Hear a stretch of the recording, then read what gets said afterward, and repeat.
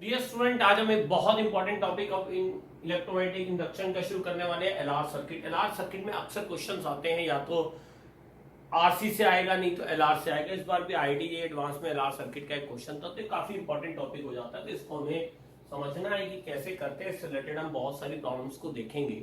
पहले हम इंडक्टर का बेसिक समझते हैं। देखो, कंडक्टर को हमने पहले कंडक्टिव फील्ड वगैरह प्रॉपर्टी इलेक्ट्रोस्टैटिक में देखी, फिर जब उसकी करंट फ्लो देखी तो हमने कंडक्टर को एज ए रेजिस्टेंस स्टडी करा।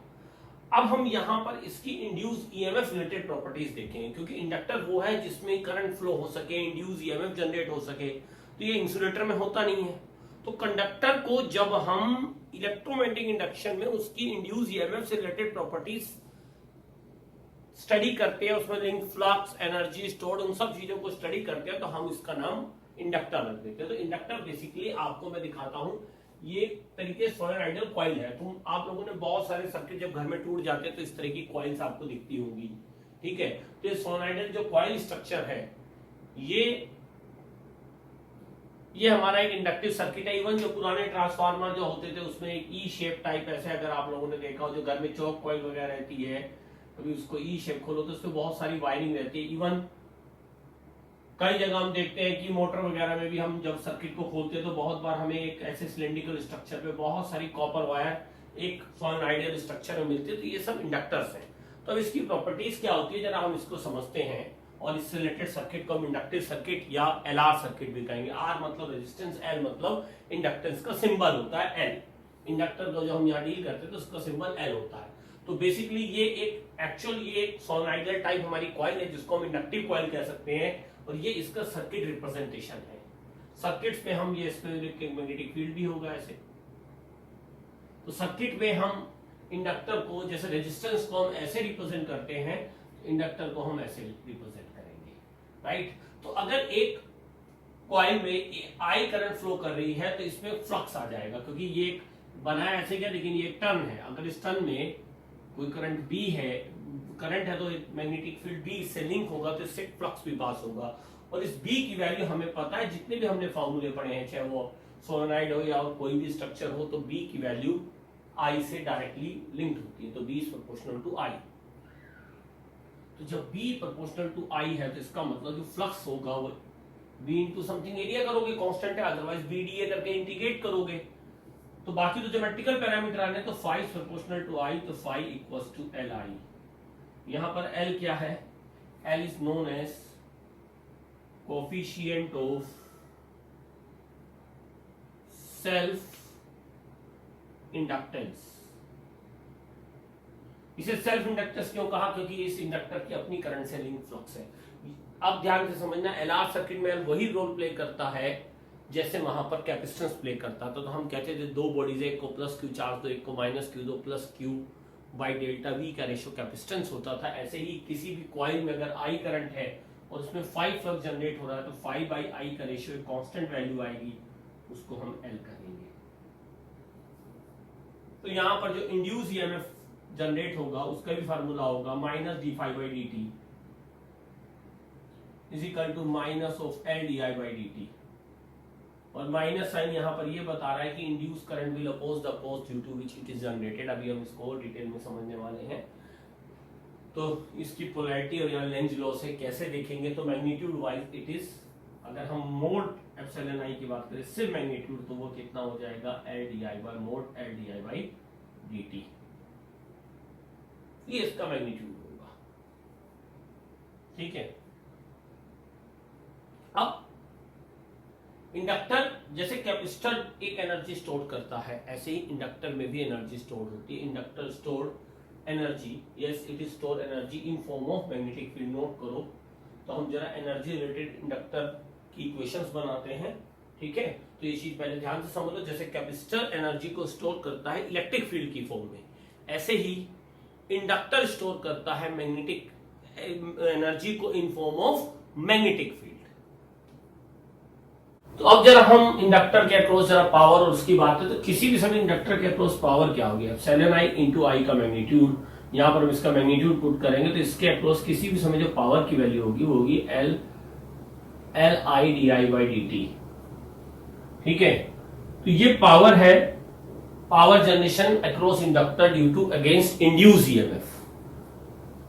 ठीक है, तो एनर्जी स्टोर कितनी होगी, integration of P D T यानी L I D I by D T into D T, तो डी टी से डी टी कैंसिल हो जाएगा, तो U will be equal to L I D I limit 0 से I, तो it will comes out to be equal to half L I square. तो energy stored in the inductor will be equal to U is equal to half L I square. अब अगर आप पूछोगे energy होती किस form में, तो this energy is present in the inductor in form of magnetic field, right. तो अगर हम मैग्नेटिक फील्ड के हिसाब से देखें तो ये हमें पता है मैग्नेटिक फील्ड में एनर्जी का फार्मूला होता था B square by 2 mu naught, ठीक है, इंटू डी वी लिमिट 0 से v।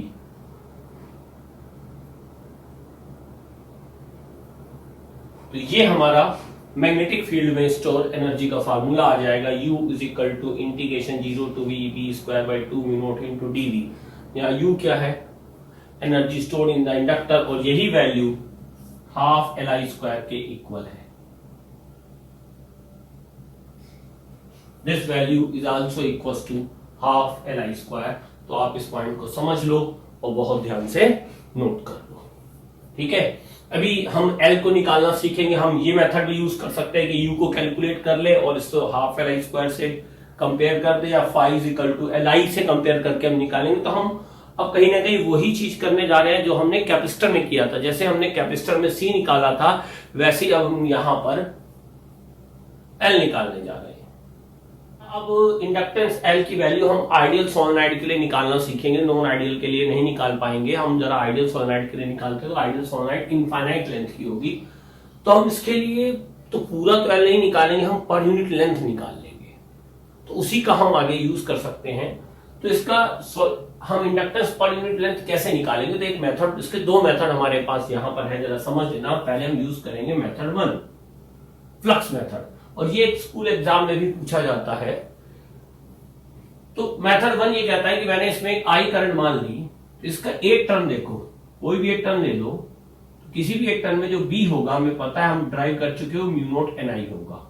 तो उससे रिलेटेड जो फ्लक्स आएगा वो mu naught N I into pi R square आएगा, एक टर्न का फ्लक्स। अब हम मान लेते हैं यहां पर एक छोटा सा सेगमेंट है एल लेंथ का, तो एल लेंथ में कितने फ्लक्स होंगे, phi L mu naught N I pi R square into N L. तो L is equal to 5 by I L. यहां पर ये L क्या डिफाइन करा है, ये L से क्यों डिवाइड करा भाई, हमारा अब तुम लोग सब 5 बाई आई का रेशियो होता है, ठीक है। लेकिन ये जो L है ये है इंडक्टेंस पर यूनिट लेंथ।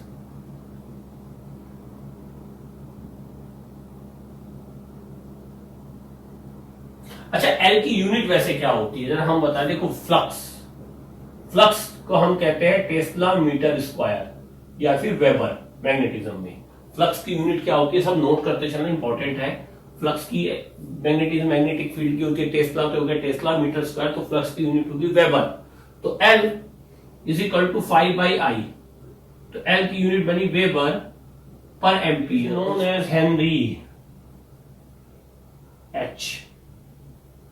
तो यहां पर ये जो L आ रहा है ये इंडक्टेंस पर यूनिट लेंथ है, यानी कि है इसकी जो यूनिट आएगी वो हेनरी पर मीटर आएगी। तो इसको अगर मैं सिंप्लीफाई करूं तो आई एल से डिवाइड कर देंगे, तो ये आ जाएगा mu naught pi N square R square, mu naught pi N square R square. तो ये आया हमारा कोफिशिएंट। देखो ये किस पे डिपेंड कर रहा था, ऐसे ही सेल्फ इंडक्टेंस जो होता है इसमें हमने कौन सा मैग्नेटिक मटेरियल रखे हैं उसकी प्रेजेंस पे डिपेंड करता है। फेरोमैग्नेटिज्म, टाइप आयरन वगैरह रखने से मैग्नेटिक फील्ड स्ट्रेंथ बढ़ती है, एल बढ़ जाता है, और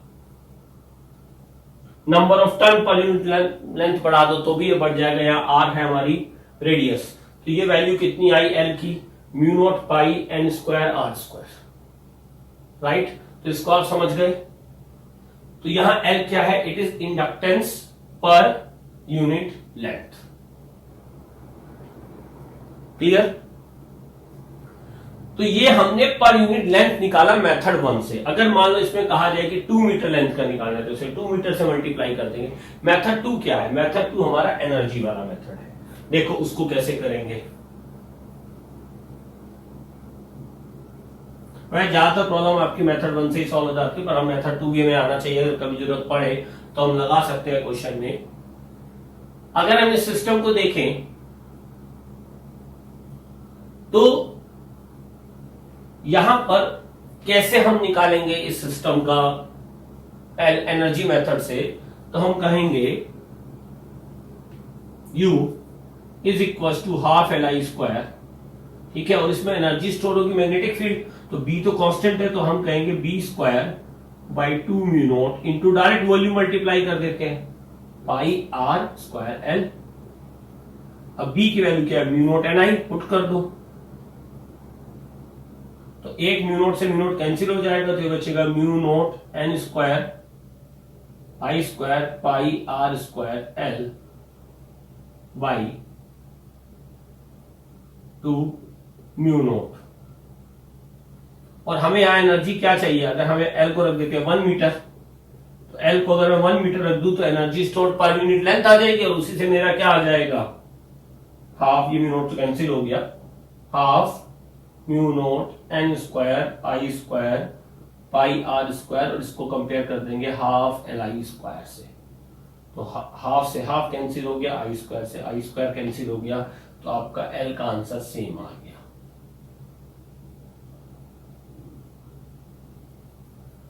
this is also a method to calculate L। तो 5/I से भी निकाल सकते हैं, और आप इस मेथड से भी L को कैलकुलेट कर सकते हैं। L निकालना सीखते हैं कोएक्सियल सिलेंडर सिस्टम। जैसे ये है, देखो जैसे ये एक सिलेंडर तुम आप लोगों को दिख रहा होगा, ऐसे ही मान लो इनफाइनाइट है, और ये ऐसे इसका क्रॉस सेक्शन है। ऐसे 2 सिलेंडर है जो कि इस डायग्राम में दिखाया गया, इनमें करंट की डायरेक्शन अपोजिट है। तो अगर क्रॉस सेक्शनल व्यू देखोगे तो ये ऐसा दिखाई देगा, एक में करंट बाहर आ रही है जो कि इसमें डॉट से दिखाई गई है, दूसरे में करंट इन है जो कि क्रॉस से दिखाई गई। और एम्पियर्स लॉ से देखें तो बी की डायरेक्शन ऐसे दिखेगी। तो बी को हम कैलकुलेट कैसे कर सकते हैं? एम्पियर लॉ लगा दे तो बी इंटू 2πr, यहां पर एक लूप मान लो, करंट एनक्लोज कितनी आ जाएगी? Mu naught I। तो B की वैल्यू हो जाएगी mu naught I upon 2πr। हम इसको पहले भी कर चुके हैं। और अगर आउटसाइड कोई पॉइंट लोगे ग्रेटर देन B पर, तो यहां पर एक लूप मान लो, करंट एनक्लोज 0 हो जाएगी, दोनों वायर एक दूसरे के फील्ड को कैंसिल कर देंगी, तो आउटसाइड यहां पर भी 0 होगा। तो इस तरह के सिस्टम में जैसे वहां पर होता था कैपेसिटर में प्लस Q और माइनस Q की प्लेट रखी हुई है, तो बीच में ही बस फील्ड होता था, आउटसाइड फील्ड 0 चला जाता था। तो सेम कुछ वैसा ही सिस्टम यहां पर भी है। अब मैं आता हूं इस डायग्राम की, जो कि बहुत इंपॉर्टेंट है फ्लक्स कैलकुलेशन के लिए। मैंने इसमें आपको हाफ सिलेंडर दिखाया। देखो ऐसे, जैसे ये एक सिलेंडर है, आपको केवल ये लेंथ और ये ऐसे सर्कुलर वाला ये इसका ये सेक्शन ऐसे दिख रहा है। तो ये हो गया पहला रेडियस A, और दूसरे वाला इसके आउटर में ऐसे दिखेगा। तो दो आपको ऐसे स्ट्रेट लाइन कुछ इस तरीके से दिखाई दे रही होगी। ये दो लाइंस ऐसे हो गई जो मैंने ये दिखाई, और ये आउटर वाला हो गया, और इनके बीच में एक रेक्टेंगल लूप मान लिया 1 मीटर लेंथ का, क्योंकि यहां पर भी मैं इंडक्टेंस पर यूनिट लेंथ निकालूंगा। L की कैलकुलेशन क्वेश्चन में केवल सिमेट्रिकल ही केसेस में हो सकती है, फ्लक्स कैलकुलेट ही वहां हो पाएगा। जहां पर हमने फ्लक्स कैलकुलेट करना ऑलरेडी चैप्टर के स्टार्टिंग में सीखा है, B निकालना हम पिछले चैप्टर में सीख चुके हैं। तो जहां पर हम फ्लक्स निकाल पाएंगे वहीं पर ही हम L कैलकुलेट कर सकते हैं। तो ये मैंने एक रेक्टेंगल लूप मान ली। कोई भी इस तरह के सिस्टम आए तो फाई इक्वल टू LI लगाना सीखने के लिए ये बहुत अच्छी प्रॉब्लम है। तो ये एक छोटी सी स्ट्रिप मान ली, तो B की वैल्यू x डिस्टेंस पे कितनी हो जाएगी? म्यू नॉट इसी फार्मूले से I अपॉन 2πx। तो इसमें जो फ्लक्स आएगा d फाई वो हो जाएगा mu naught I upon 2πx into Ldx। Limit 0 से फाई, और x की लिमिट देखो B कहां से शुरू हो रहा है? A से B के बीच में, केवल इतनी एरिया में फ्लक्स है, A से B। तो फाई तो म्यू नॉट बाई 2πi, ये बाहर आ जाएगा, A से B dx, L भी बाहर आ जाएगा, बाई x बचा। तो फाई बाई I को इधर ले आते हैं, तो mu naught L upon 2π L N ये आएगा L N X, limit put कर दो L N B by A, L को क्या डाल दो 1 मीटर, ये रेशियो हमारा क्या है इंडक्टेंस पर यूनिट लेंथ, ये पर यूनिट लेंथ है तो इसकी यूनिट ध्यान रखना हेनरी पर मीटर होती, हेनरी नहीं होती, ठीक है। तो ये डिवाइड बाई ए, तो इस तरीके से हमने इसको कैलकुलेट कर लिया। हम इस सिस्टम की एनर्जी निकालना भी हमने सीखा है। मैं जब मैग्नेटिक एनर्जी वाला एक टॉपिक पढ़ाया था वहां पर मैंने इस सिस्टम की एनर्जी निकालना तुम्हें सिखाया था। तो पर यूनिट इसमें यूनिट लेंथ का सिलेंड्रिकल वॉल्यूम मानकर इंटीग्रेट करके एनर्जी निकाल लो, उसको हाफ LI² से आप कंपेयर करके देख लेना। ये तुम्हारे लिए एक असाइनमेंट हो गया, इसको उस तरीके से करके देखना, you will get the same value of L।